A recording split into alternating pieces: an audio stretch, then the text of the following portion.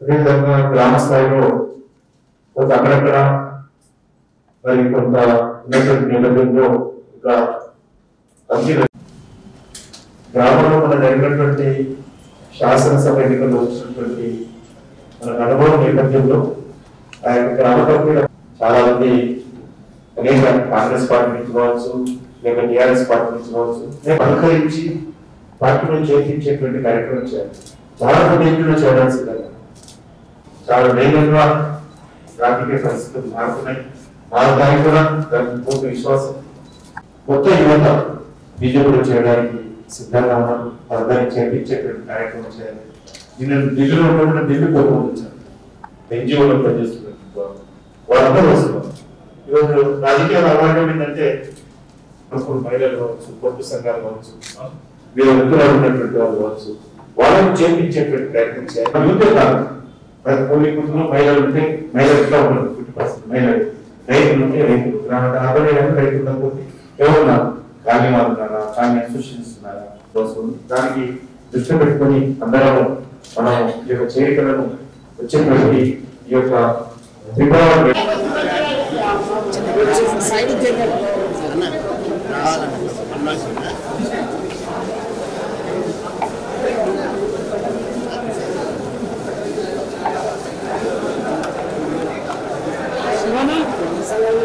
ఖమ్మం జిల్లా నుంచి ప్రముఖులు భారతీయ జనతా పార్టీలో చేరుతున్నారు. గౌరవ రాష్ట్ర అధ్యక్షులు శ్రీ జి కిషన్ రెడ్డి గారి యొక్క సమక్షంలో చేరుతున్నారు. వారి గురించి పరిచయం చేస్తూ Surender Reddy,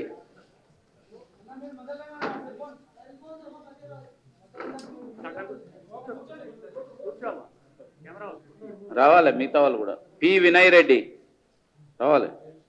Ramachandar Rao, B Pullareddy, P Srikanth, K Rajender Reddy, K Jitender Reddy, P Manjit Reddy, K Ravinder Reddy, P Surya Sekhar Reddy, P Lingareddy.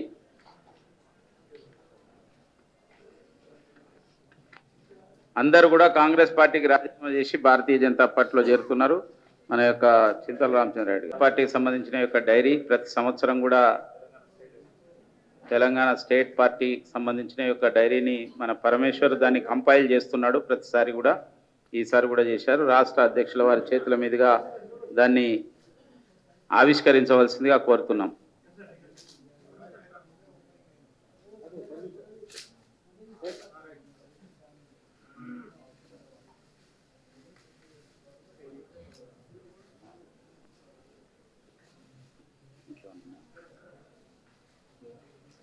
జై శ్రీరామ్.